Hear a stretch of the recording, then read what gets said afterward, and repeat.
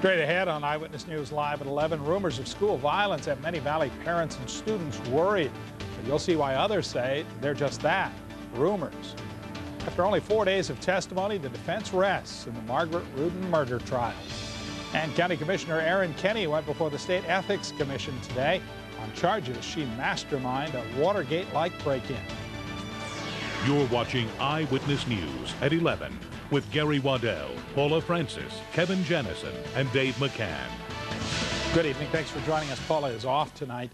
Tomorrow is the second anniversary of the most violent school shooting in U.S. history. On April 20th, 1999, 2 students opened fire inside Columbine High School in Colorado. 12 students, 1 teacher, and both shooters died. Tomorrow, family, friends, and the nation will remember the victims. But here in the Valley, there's a fear that tomorrow will bring more violence. Reporter Renata Troiani joins us with the story. Renata? Gary, that fear has sparked phone call after phone call from upset, nervous parents. Should they send their kids to school? If they do, will something terrible happen? But one group of kids here in the Valley is not letting the rumors of violence take over their lives. Like we're having a great time. They are high school student council members from all over the Valley, laughing, dancing, celebrating life. All this on the eve of what some fear could be a violent day in Clark County schools. We're out there, we're having fun. We don't really care. You know what, it's going to be a good time tomorrow. You know, we're positive about school. And if something's going to happen, it's going to happen anyways. That something is what they've heard through the grapevine, a rumor that violence would hit on the anniversary of the Columbine massacre. Tonight, these students have chosen to focus on the pluses in their lives. You have to take that seriously, and you have to take every precaution possible. But at the same time, you realize this is high school, and rumors spread like crazy. You know, I don't even think about them. I figure if you're going to go to school, you just got to go with a positive attitude. And there's going to be plenty of security, I feel, and I don't think anything's going to happen. There will be extra staff and 2 school police officers at all the high schools. 1 officer will be stationed at selected middle schools. But there are still those out there, students and parents, with concerns. That our schools are safe and that earlier this week, Superintendent Carlos Garcia assured parents their kids are safe. We've investigated every single rumor. These students have faith in that and a pledge to do away with violence. They're concentrating on the positive without another thought about the negative tomorrow could bring. It's going to be another school day, another Friday, get ready for the weekend.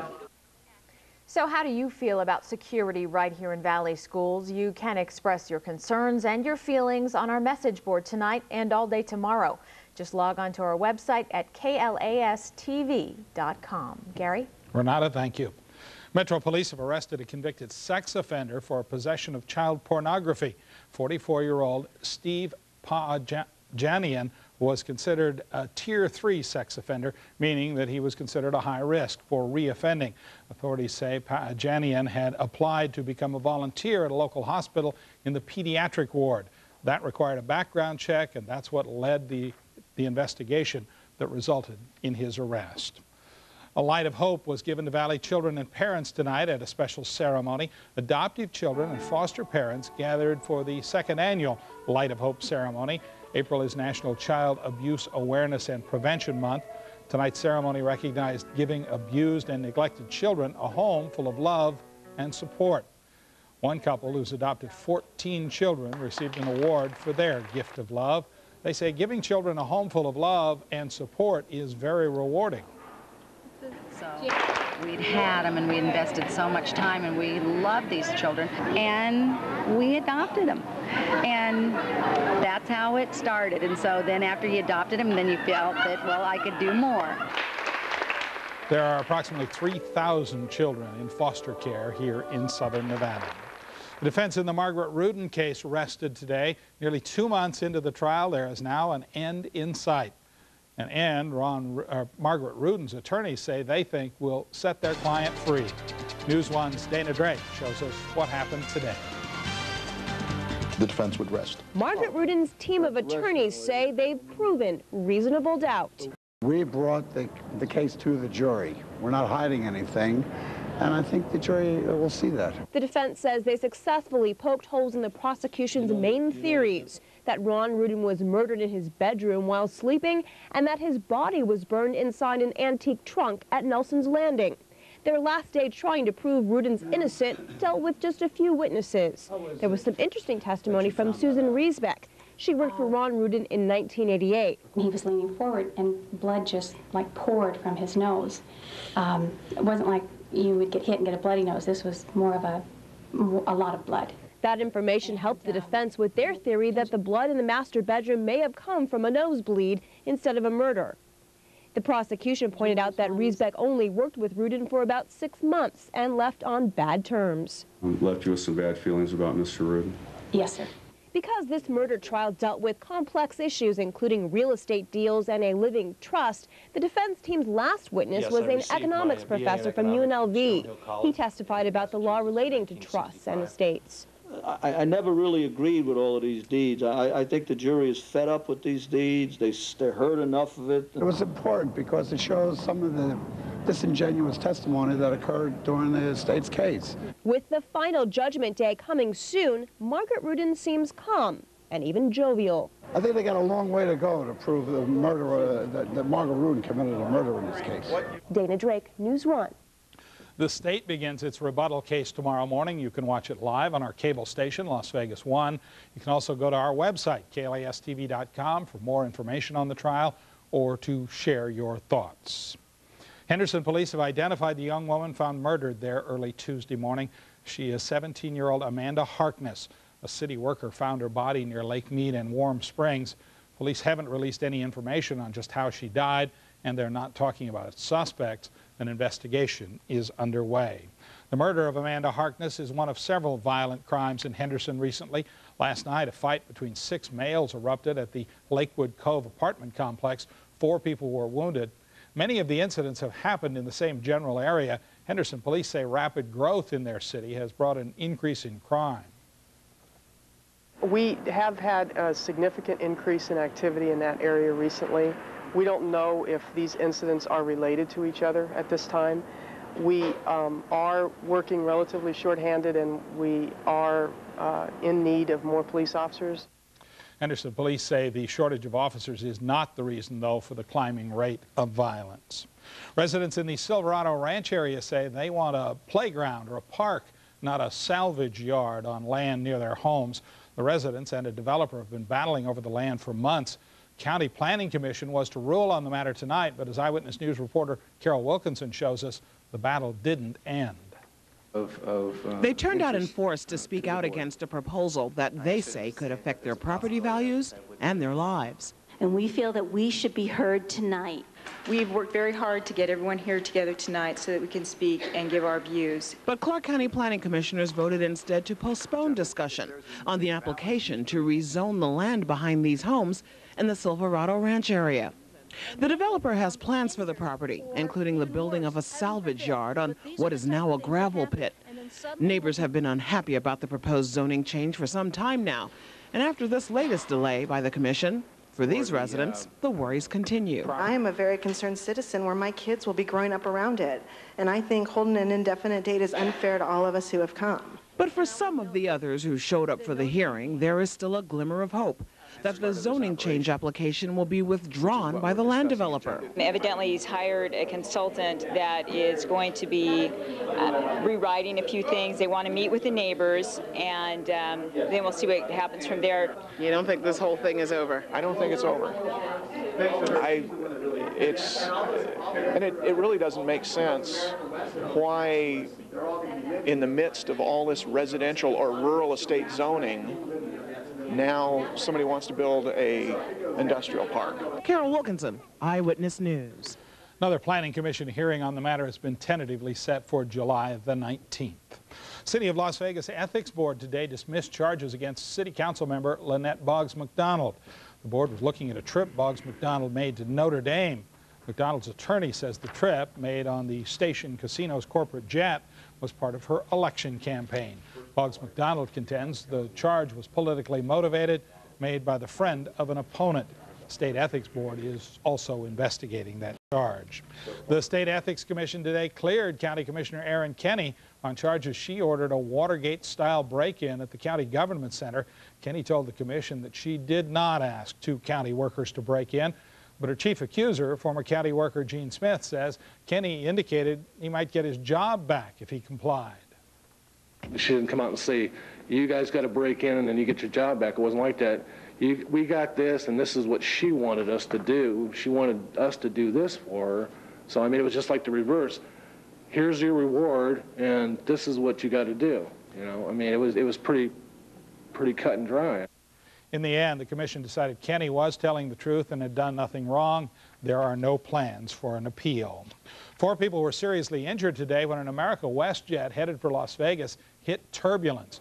When the plane landed at McCann, 2 passengers and 2 flight attendants were taken off the plane to University Medical Center. 3 of them suffered head and neck injuries. A 4th had an ankle injury. A 5th person was treated at the airport. The plane was carrying 120 passengers and 5 crew members. Solemn anniversary in Oklahoma City today. Up next, we'll show you how family and friends remembered the victims of the Oklahoma City bombing 6 years after that fateful day. Chinese officials are firing back against U.S. claims that China's pilot was flying dangerously close to that U.S. spy plane, and see which unlucky survivor got the boot in tonight's episode of Survivor. I'm Kevin Janison of the Channel 8 Weather Office. Some brutal winds across the valley tonight, in fact, gusting to nearly 50 miles per hour. We'll talk about how long these winds will be around and also take a look at the rain that's in the forecast, too, plus all of your neighborhood weather coming up in just a couple of minutes as we head to break. The strong winds continue to blow in Summerlin. That gust of 49 just happened 5 minutes ago. We'll be right back. You're watching Eyewitness News with Paula Francis and Gary Waddell.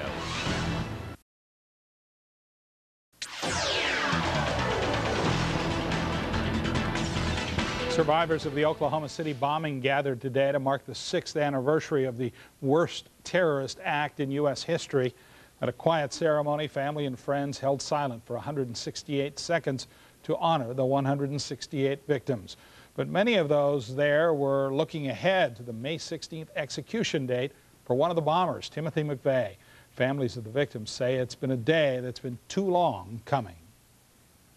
Still to this day, his words are still causing pain, and until he's put to death and silenced forever, he's going to have that opportunity to be hurtful. 10 people have been selected by lottery to witness McVeigh's execution in person. Their names aren't being released. They include those 7 family members of the victims and 3 survivors. Other family members who want to see the execution will be able to view it via closed-circuit TV in Oklahoma. It's become a battle of videotapes for U.S. and Chinese negotiators in Beijing.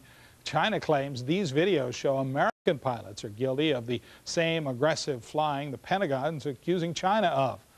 A Pentagon spokesperson says the videos show U.S. aircraft at what they consider a prudent distance, at least 60 to 70 feet away.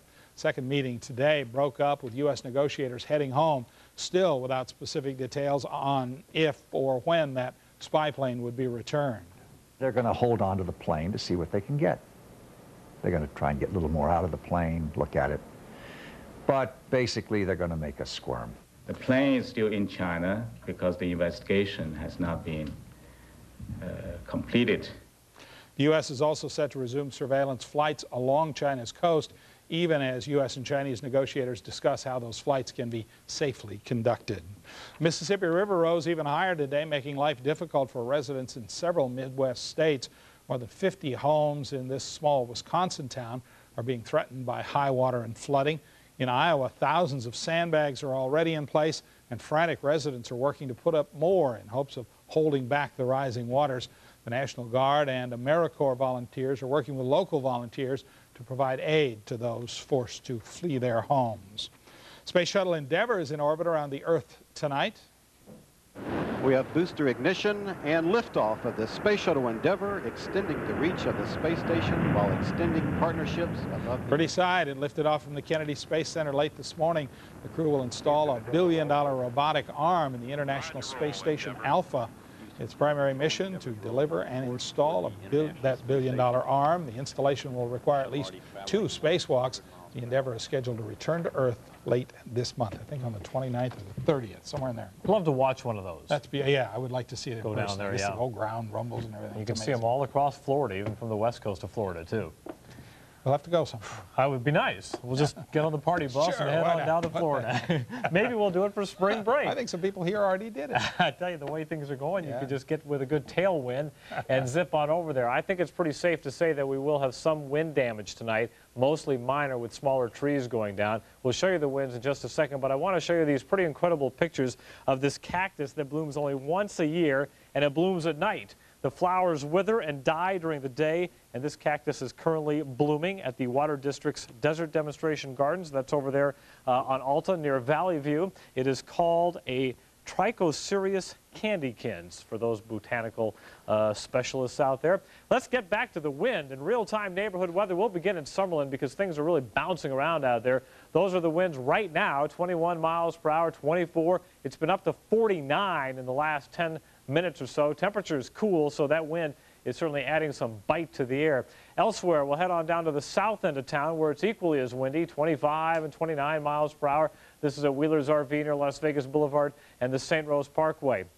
Up near Jones and Smoke Ranch, not quite as much wind now, although they did get a gust not too long ago to 41 miles per hour. And in Boulder City, the wind at 17 miles per hour, now 16, with a temperature of 55. Wind gusts in neighborhoods across the valley have been in the mid-40 mile per hour range around southeastern, southern, and western sections of the valley. Charleston and Torrey Pines had a gust of 40. Outside the valley, Pahrump has just recently had a gust of 45. Prim at 42, Searchlight at 41, and earlier today, Red Rock had the big one, 53 miles per hour. Temperatures cooling down quickly, anywhere from the low 50s to the low 60s, depending on your neighborhood location. It's already down to 29 on the mountain, where they might get a few flakes of snow early in the morning, but it wouldn't amount to much. 52 in Pahrump, 57 in Boulder City. Highs today, 56 on the mountain, all the way up to 86 in Mesquite and down in Laughlin. And here in town, the Strip hit 87, but several neighborhoods, especially around southern and northwestern sections of the valley, did not get out of the 70s. At McCann, the top temperature wasn't even 80.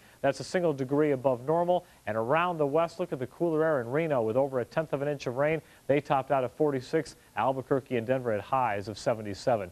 More trouble in the Midwest. The Mississippi River is right about there, and we've got more showers and thunderstorms adding more rain to the already swollen Mississippi River. That is not good news. As far as we're concerned, this is the second of 3 weather systems to affect us over the last couple of days and the next couple of days looking ahead. This one has been spreading that rain, mostly light, into portions of northern Nevada, also into central California as well. There is some moisture with this thing, but not a tremendous amount. So what we expect to see out of it mostly likely will be a few clouds, but the big story will be the wind as everything continues to push out of the southwest. System number 1 that we're dealing with right now will continue to move off to the northeast. With it, it will take these strong winds with them and get out of here. But the next system is equally as strong, and it's coming down from the north. As a result, it'll bring the cooler temperatures. A good chance for rain, especially on Saturday. Rain is looking more and more likely, and more wind to last through Saturday. Tonight, very windy. A wind advisory is in effect for sustained winds of 25 to 35 with gusts of 45 and over miles per hour tonight. Some neighborhoods will get down into the upper 40s. We'll look at the mid-50s in most places around town. More wind tomorrow. It'll be cloudy. It'll be cooler, so that wind will add some bite to the air. We're going to be lucky to reach 70 degrees. And a look ahead at your 7-day extended forecast. There's the rain on Saturday, cooler with a high struggling to reach 65, but the rebound will be fast. Low 70s on Sunday, low 80s on Tuesday, back to 90 on Thursday. And if we make it through tonight, we'll be doing okay. But the wind's certainly a factor out there right now. Okay. Thanks, Kevin. Sure. Only 2 more weeks to go before we find out who the final survivor will be. Excuse me. Up next, see who got the boot from the Australian outback this week.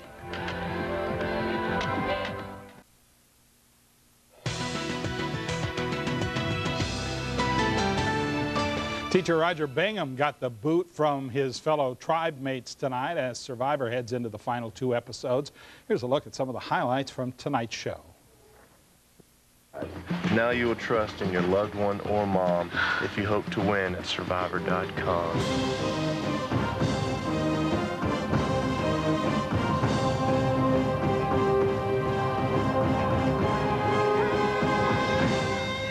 When winning the reward with 4 correct answers.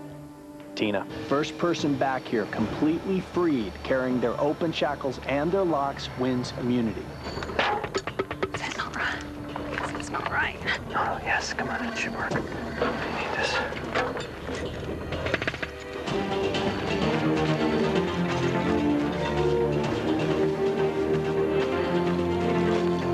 Immunity. Sweet!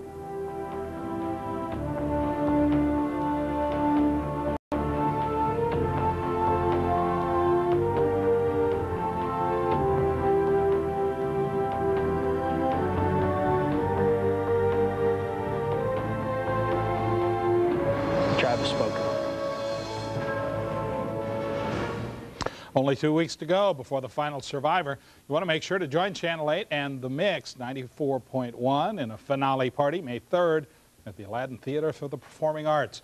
There'll be challenges for prizes, including a trip to Australia. Wonder why that. And a new Toyota. Tickets are $12. Doors open at 6:30. The Survivor finale starts at 8 o'clock. Yeah, imagine that, a trip to Australia. If it was Survivor per-ump, you know, that'd be a good trip, too. We'd send down and save some money. Wouldn't be bad. Hey, if there's food, we'll go to that party. Michael Jordan hired a new coach today. Yeah, the question is, did he hire his coach? Is he going to play? I don't know. We'll see. Jordan, hey, he's always left himself some room. He's left room today. Barry Bonds has beaten the Dodgers 2 nights in a row with big home runs. Could he come through again tonight? Plus, golfing with a Smothers brother on the eve of the Las Vegas Senior Classic. Yo-yo and all. Sports is next here on Channel 8. I think of Eyewitness News as sort of the newscast of record for this community. We have gone after some major people here, major political figures, major business people who happen to be major sponsors of our news programs and our station. We're given the freedom to do that because they trust the judgment of the news department, they trust the judgment of the I-team and my own. You go after the bad guys, you present the facts, the public sees it, judges them for themselves, and you really see results in a hurry. There's a payoff there.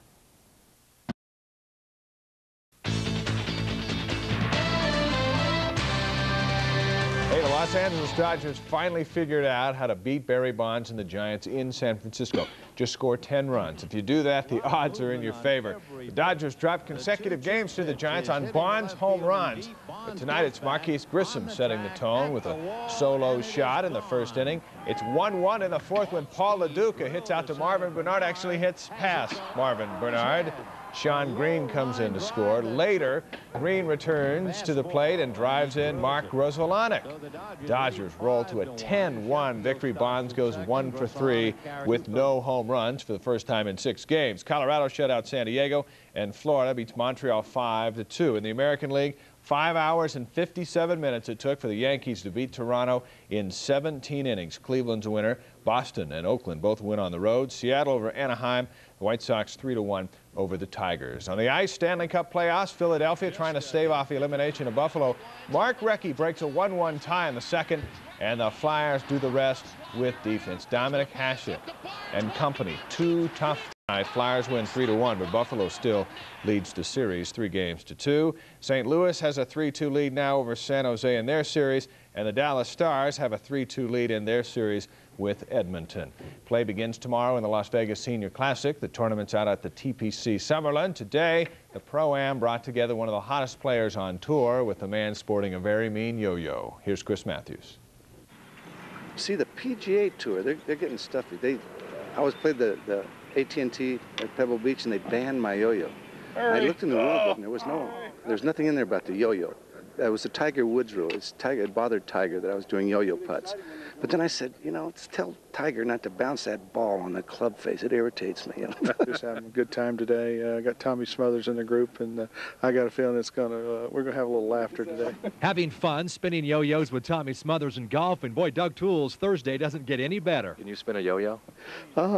Well, I used to. I haven't done that in a long time. Today's Pro-Am leads into Friday's first round of the Senior Classic. Toole is coming off last weekend's record-breaking performance at the Tradition. Well, I am playing with a lot of confidence, obviously, now after that win.